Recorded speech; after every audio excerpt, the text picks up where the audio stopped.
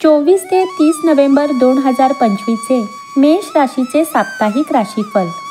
मेष राशींच्या लोकांसाठी हा आठवडा डिसेंबरमधील एका मोठ्या यशापूर्वीचा शेवटचा काळ असल्यासारखे वाटतो. मेष राशीच्या साप्ताहिक राशीफलानुसार ज्येष्ठाहून मूळ आणि पूर्वाषाढामध्ये चंद्राचे स्थलांतर तुमचा स्वामी मंगळ कृतीची मागणी करतो, परंतु शनी तुम्हाला उद्देशाने काम करण्याची थेट खात्री देतो, आवेगाने नाही. चला तर मग जाणून घेऊयात मेष राशींच्या लोकांसाठी हा नोव्हेंबरचा शेवटचा आठवडा करिअर, आर्थिक, आरोग्य आणि विद्यार्थ्यांसाठी कसा असेल.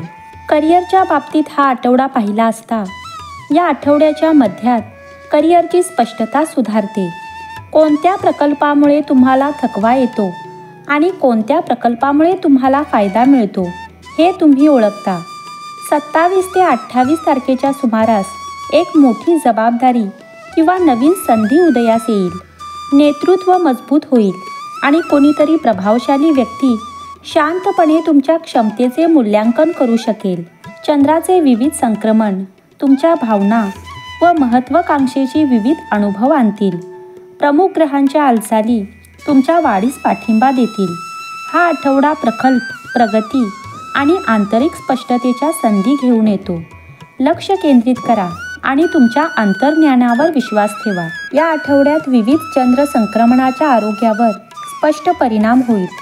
24 नोव्हेंबर रोजी धनु राशीतील चंद्र ऊर्जा वाढवेल, परंतु जास्त काम किंवा थकवा येण्याची शक्यता देखील आहे. मकर राशीतील चंद्र दिनचर्या, व्यायाम आणि आहारात सुधारणा करण्यास प्रेरणा देईल. कुंभ राशीतील चंद्र हा मानसिक स्पष्टता आणेल, परंतु अतिविचार करणे टाळावे आणि शांत झोप घेणे हे तुमच्यासाठी फायदेशीर असेल. नातेसंबंधांमध्ये हा आठवडा तुम्हाला आत्मपरीक्षण आणि प्रामाणिक संभाषणातून खोलवर जाऊ शकते. धनु राशीतील चंद्र हा कौटुंबिक चर्चेत मोकळेपणा आणि उत्साह आणतो. तसेच प्रियजनांप्रती जबाबदारी वाढवतो आणि महत्त्वाच्या घरगुती निर्णयांवर लक्ष केंद्रित करतो. 27 ते 29 नोव्हेंबरपर्यंत कुंभ राशीतील चंद्र हा नातेसंबंधांमध्ये जागा, समजूतदारपणा आणि स्वातंत्र्याला प्रोत्साहन देतो. हे इतरांना त्यांची जागा देताना संतुलन राखण्यास मदत करते. चंद्र मीन राशीत प्रवेश करत असताना संधी मिळेल तेव्हा तुम्ही तुमच्या भावना व्यक्त कराल. आर्थिक बाबतीत या आठवड्यात पाहिले असता आर्थिक पुनर्रचना करणे आवश्यक आहे. आवेगपूर्ण खर्च टाळावे.